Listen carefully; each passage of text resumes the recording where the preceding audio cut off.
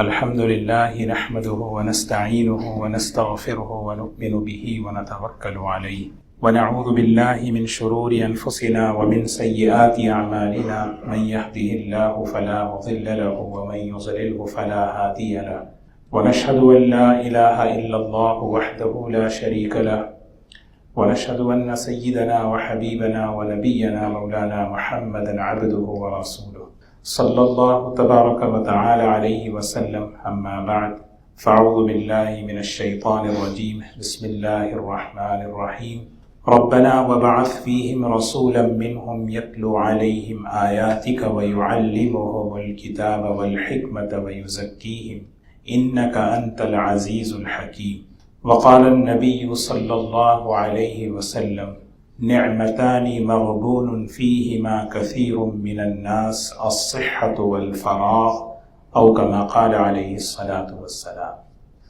قابل احترام بزرگ و دوستو، سیدنا ابراہیم علیہ الصلاة والسلام نے اللہ تعالیٰ سے جو دعائیں مانگی اس میں ایک دعا اپنے لیے اور اپنی اولاد کے لیے اور اپنی نسلوں کے لیے جو دعائیں اس میں مانگی اس کا تذکرہ ہو رہا ہے۔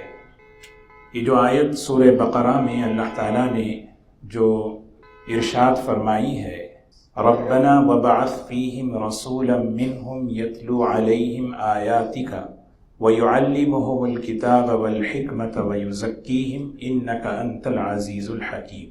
اس آیت میں ہمارے لیے اور خاص طور پر والدین کے لیے اس میں ایک پیغام ہے، ایک سبق ہے کہ آدمی اپنی تربیت کے لیے اور اپنے بچوں کی تربیت کے لیے ایک معلم، ایک مربی، ایک تربیت کا ماحول اللہ سے مانگے۔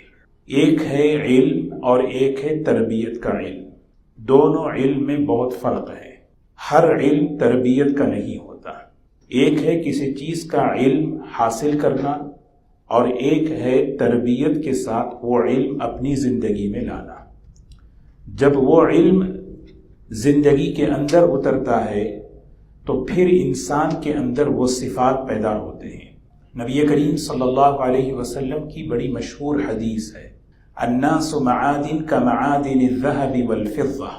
لوگ جو ہے انسان دنیا میں جتنے بھی انسان آتے ہیں اللہ کی طرف سے بھیجے جاتے ہیں، ہر انسان کے اندر بے شمار صلاحیتیں، استعدادیں، صفات، خیر ایسی ہوتی ہیں جیسے خزانے ہیں۔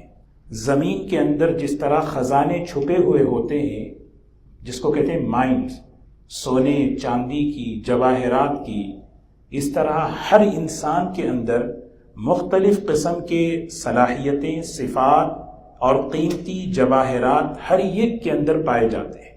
کسی کے اندر الگ، کسی کے اندر الگ۔ ایک آدمی جب کسی بھی علاقے کا، کسی بھی کوئی بھی ملک، آدمی کہتا ہے فلاں ملک بہت اچھا ہے، فلاں علاقہ بڑا اچھا ہے، اس کی ایک وجہ یہ ہے کہ اللہ تبارک و تعالیٰ نے اس زمین کو، اس ملک کو کچھ ایسی خوبیاں عطا فرماتے ہیں جس کی وجہ سے وہ جو ہے صلاحیت، وہ جو ہے بہترین بن جاتا ہے۔ فلاں ملک میں پیٹرول ہے، فلاں ملک میں سونا ہے، فلاں ملک میں فلاں میٹیریل ہے، اس کے اندر یہ۔ تو اسی طرح انسان کی جو قیمت ہے وہ اس کے صفات کی بنیاد پر ہے۔ جب آدمی کسی جگہ سفر کرتا ہے تو پتہ بھی نہیں چلتا کہ اس زمین کے اندر کتنے خوبیاں اللہ نے چھپائی ہیں۔ اسی طرح جب آپ آپس میں بیٹھتے ہیں، ہمارے گھر میں ہمارے بچے ہیں، ہمیں خود اندازہ نہیں کہ ان کے اندر کتنے صفات اور خزانے ان کے اندر چھپے ہوئے ہیں جو ضائع ہو رہے ہیں یا غلط لگ رہے ہیں۔ زمین کی، ہر زمین کے حصے کی الگ الگ جو ہے صلاحیت ہے، اسی طرح ہر انسان کی الگ الگ صلاحیت ہے۔ اللہ کے رسول صلی اللہ علیہ وسلم نے جو مثال دی الناس معادن کمعادن الذهب والفضة، اگر کوئی آدمی کسی زمین کے کسی خزانے سے فائدہ اٹھانا چاہے تو صرف دعا کافی نہیں ہے اور سرسری محنت بھی کافی نہیں ہے۔ آپ نے دیکھا ہوگا اسی ملک کے اندر یوٹا وغیرہ میں اگر جا کے دیکھیں کیسی زبردست کانیں ہیں، مائنز ہیں، اور وہاں پر کیسی محنت ہوتی ہے اس چیز کو حاصل کرنے کے لیے۔ جب وہ چیز حاصل ہوتی ہے بڑی محنت کے ساتھ، خود کو بھی فائدہ اور انسانیت کو بھی فائدہ ہوتا ہے۔ تو اللہ کے رسول صلی اللہ علیہ وسلم اس حدیث میں یہی اشارہ فرما رہے ہیں۔ سیدنا ابراہیم علیہ السلام اللہ سے جو دعا مانگ رہے ہیں، یا اللہ میں نے اپنی نسل کو تجھ سے مانگا ہے، اس نسل کی تربیت کے لیے ایک معلم چاہیے، ایک مربی چاہیے، ایک تربیت کرنے والا چاہیے، اور تربیت کرنے والے کے ساتھ تربیت کا ماحول چاہیے۔ اس ماحول کی وجہ سے اس بچے کے اندر سے، اس انسان کے اندر سے وہ خزانے نکلتے ہیں، اطاعت کا، شکر کا، صبر کا، تقوی کا، نرم دلی کا، معاف کرنے کا، یہ سب خزانے ہیں جو انسان کے اندر چھپے ہوئے ہوتے ہیں۔ اور یہ تربیت میں آپ کو عرض کروں، یہ اسی وقت ہوتی ہے جب آدمی میں طلب ہوتی ہے، چاہے آدمی اپنی ہو یا اپنے بچوں کی ہو۔ ایک آدمی کوئی تربیت کرنا چاہتا ہے، واقعی سیریس ہے، تو سب سے پہلے طلب ہو۔ کہنے والے بڑا عجیب جملہ کہتے ہیں، طلب راستہ ہموار کرتی ہے، طلب راستے بناتی ہے۔ جب آدمی میں طلب ہوتی ہے، آدمی جو ہے ایک ایک چیز سے فائدہ اٹھاتا ہے۔ اسی لیے علماء نے ہمیں یہ نصیحت کی ہے کہ جب ہم دین کی مجلس میں بیٹھیں، جب ہم دین کی بات سنیں، خاص طور پر طالب بن کر سنیں، ممتحن بن کر نہیں۔ طالب بن کر سننا ایک ہے، ممتحن بن کر سننا۔ ممتحن سمجھتے ہیں کہ ممتحن کا مطلب یہ ہے کہ آج چلو بیٹھیں گے بیان میں، اچھا لاسٹ ویک جمعہ کا جو بیان تھا وہ بڑا بہترین تھا، نہیں فلاں شیخ کا بیان بڑا اچھا تھا، وہ فلاں دن کا جو بیان تھا وہ بڑا اچھا تھا۔ تو آدمی نیت ہی بدل گئی تو بڑے سے بڑی خیر کی باتیں اسے فائدہ نہیں دیتی، انفارمیشن اسے مل جاتا ہے، جو اصل اس علم کا نور ہے، جو تربیت کا ہے، وہ چیز حاصل نہیں ہوتی۔ تربیت اگر دل میں طلب ہو، ایک آیت زندگی کے بدلنے کے لیے کافی ہے۔ عبداللہ ابن مبارک رحمۃ اللہ علیہ کو زندگی بدل دی ایک آیت نے، أَلَمْ يَأْنِ لِلَّذِينَ آمَنُوا أَن تَخْشَعَ قُلُوبُهُمْ لِذِكْرِ اللَّهِ وَمَا نَزَلَ مِنَ الْحَقِّ۔ ایک آیت انہوں نے سنی، اس طلب کے ساتھ سنی کہ زندگی بدل گئی۔ تو طلب جو ہے آدمی کی تربیت کے لیے بنیاد ہے۔ امام غزالی رحمۃ اللہ علیہ سفر کر رہے ہیں، چھوٹا سا بچہ ہے 14 سال کا، کتابیں لے کر سفر کر رہے ہیں علم حاصل کرنے کے لیے۔ ان کی سیرت میں سوانے میں لکھا ہے، ڈاکوؤں نے انہیں پکڑ لیا، کہا کہ بھی یہ بیگ میں کیا رکھا ہے، اس کو دے دو۔ کہا یہ میری کتابیں ہیں، یہ میرا علم ہے۔ کہنے لگے یہ میں نہیں دے سکتا۔ کہنے لگے یہ کون سا علم ہے جس کو چوری اگر کر لیں تو تمہارا علم ختم ہو جائے؟ سمجھ؟ ڈاکو کہتا ہے یہ کون سا تمہارے پاس علم ہے، اگر میں اس کو چوری کر لوں تو تمہارا علم ختم ہو جائے۔ ایک جملہ امام غزالی کی زندگی کے رخ کو بدل دیا، ساری کتابیں یاد کر لی انہوں نے۔ تھوڑا سا گزارش ہے، یہ اس کو بند کر دیں، کس کا ہے یہ؟ تو میں عرض یہ کر رہا تھا کہ طلب تربیت کی بنیاد ہے۔ ایک محدث ہیں، میں آپ کو بتاؤں، محدث اپنے شاگرد کی درس میں، ان کے بیان میں اس طرح بیٹھتے تھے طلب کے ساتھ کہ ایک آدمی بیٹھا ہوا ہے، فرماتے تھے کہ میں اس نیت سے بیٹھتا ہوں کہ شاید کوئی اللہ پاک اس سے کوئی علم کی بات نکلوا دے جو میرے علم میں نہ ہو، یا کوئی چیز ایسی جس کو میں جانتا ہوں، وہ ماحول کی برکت سے اللہ مجھے اس پر عمل کی توفیق دے دے۔ دوستو تربیت کے لیے سب سے بڑی بنیاد طلب ہے، اسی لیے کہتے ہیں نا طلب راستہ ہموار کرتی ہے۔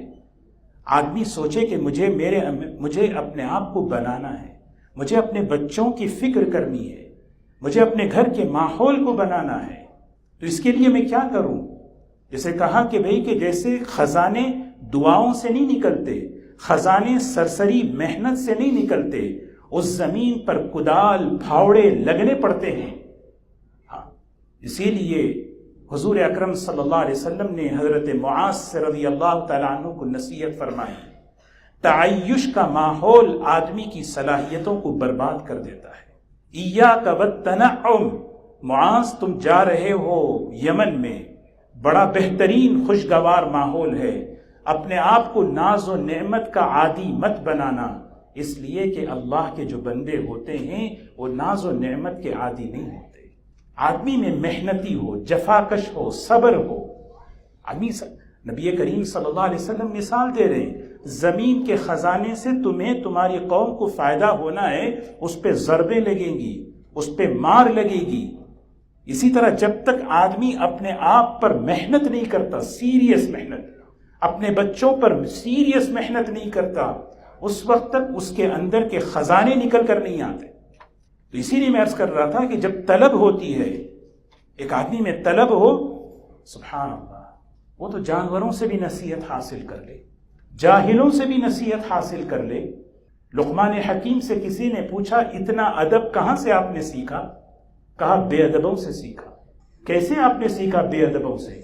کسی آدمی میں کوئی غلط بات نظر آتی تو میں اپنا جائزہ لیتا، یہ چیز میرے اندر ہے یا نہیں، اگر ہے تو اس کو میں اپنی زندگی سے نکالتا. طلب جب ہوتی ہے تو آدمی اپنی ذات کو دیکھتا ہے، جب طلب نہیں ہوتی، اللہ حفاظت فرمائے، نبی کریم صلی اللہ علیہ وسلم کی صحبت میں، آپ کے بیانات میں بیٹھ کر بھی آدمی محروم ہوتا ہے. ایک پوری جماعت منافقین کی نمونہ بنائی نبی کریم صلی اللہ علیہ وسلم.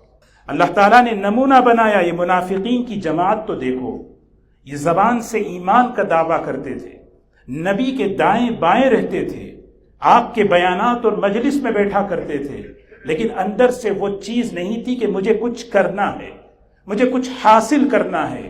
وہ اندر کی بے چینی نہیں تھی، محروم ہو گئے. جب آدمی کو اندر سے طلب ہوتی ہے، آدمی جو ہے ایک ایک چیز سے حاصل کر لیتا ہے. تو میں عرض یہ کر رہا تھا کہ طلب بہت بڑی چیز ہے. ایک واقعہ یاد آیا.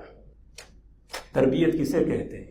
لینگویج ہے نا، لینگویج، آدمی لینگویج سیکھتا ہے، عربی لینگویج ہے، بہت سے لینگویج سیکھتا ہے.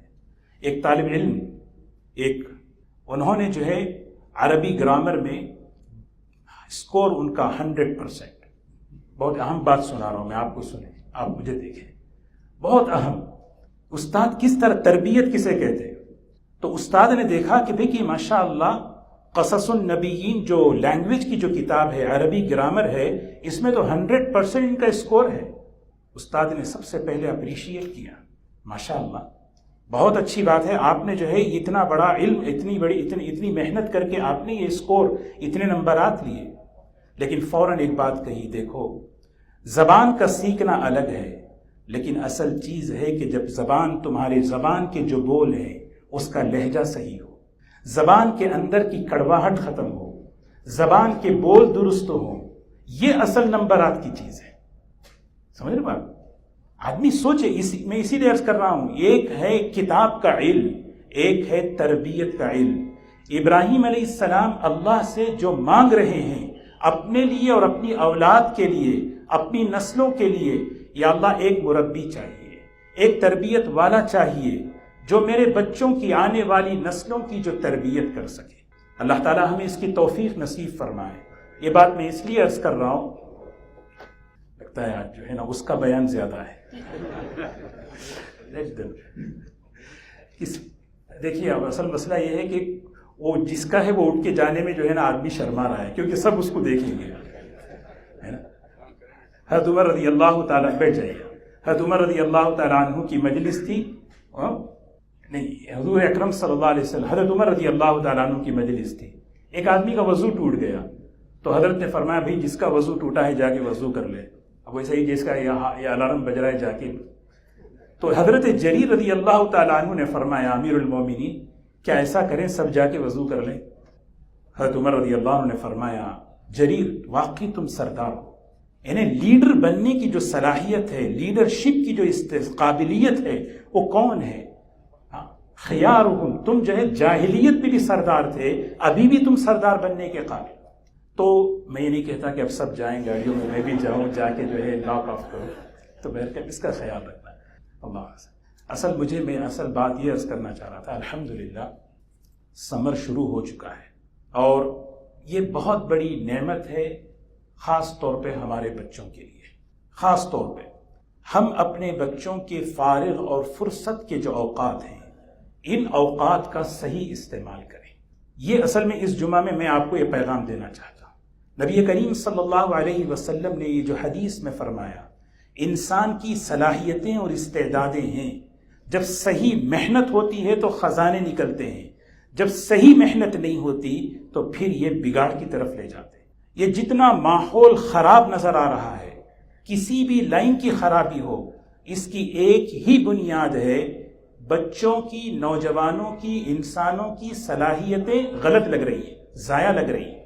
اللہ کے رسول صلی اللہ علیہ وسلم نے اس بات کو بالکل پسند نہیں کیا کہ کسی انسان کی کوئی صلاحیت ضائع ہو۔ اسی لیے حدیث پاک میں رسول اللہ صلی اللہ علیہ وسلم نے فرمایا، نعمتان، دو نعمتیں ہیں، مغبون فیہما کثیر من الناس، عام طور پر لوگ اس معاملے میں غفلت میں پڑے ہوئے ہیں۔ آدمی کو احساس ہی نہیں ہے کہ یہ بھی ایک نعمت ہے۔ اس میں الصحت والفراغ، ایک صحت ہے اور ایک فرصت ہے۔ ایک صحت ہے، جب تک صحت ہوتی ہے آدمی کو یہ ریئلائز نہیں ہوتا کہ میرے پاس کوئی نعمت ہے، اور جو واقعی نعمت ہوتی ہے قیمتی، ذرا سی غفلت سے وہ ضائع ہو جاتی ہے۔ ایک تابعی ہیں، بڑا بہترین جملہ فرماتے ہیں، ہمارے میں یعنی تابعی میں اور صحابہ میں سب سے بڑا فرق کیا ہے پتہ ہے؟ تابعین میں اور صحابہ میں سب سے بڑا فرق یہ ہے کہ صحابہ کرام اپنے اوقات کو ضائع نہیں کرتے تھے۔ تو اگر ہم دیکھیں، کیونکہ انسان کی زندگی پر، اس کی پرسنالٹی اور شخصیت پر ایک بڑا اثر جن چیزوں کا پڑتا ہے، اس میں ایک بہت بڑی چیز ہے فارغ وقت۔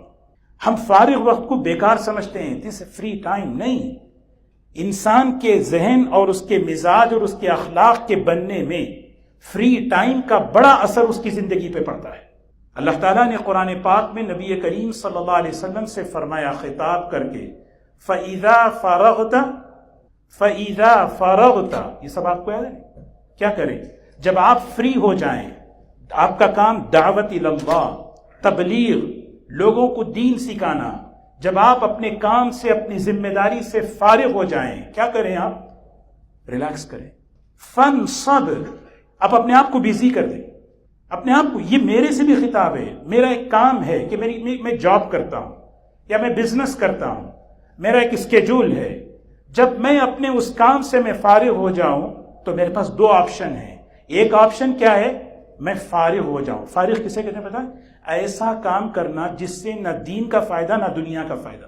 اگر میں 1 گھنٹے کی واک کروں، اگر میں آدھا گھنٹہ اپنے بچوں کے ساتھ ٹائم اسپینڈ کروں، اگر میں گھر والوں کے ساتھ گھر کے کاموں میں شریک رہوں یا کسی بھی کام میں، یہ جو ہے ضائع نہیں ہے، یہ ضائع نہیں ہے۔ فَإِذَا فَرَغْتَ، جب آپ اسی لیے فراغت مشغولیت کی ابتدا ہے۔ جب آپ اپنے جاب سے، اپنے کام سے فارغ ہو جائیں۔ اب بچے ماشاءاللہ پورا سال محنت کر کے انہوں نے کیا کیا؟ ایک کام کیا۔ اب ماں باپ کا یہ ذہن بنتا ہے کہ بھائی فری ٹائم ہے، سمر کیا ہے؟ سمر تو فری کام ہے۔ یہ صرف بچوں کے لیے اپنے لیے بھی ہے کہ بھئی ویکینڈ ریلیکس ہے، نہیں۔ اگر واقعی اس فارغ وقت کو میں اگر سیریس لوں، طلب میرے اندر ہو تو پھر آدمی اس سے فائدہ اٹھاتا ہے۔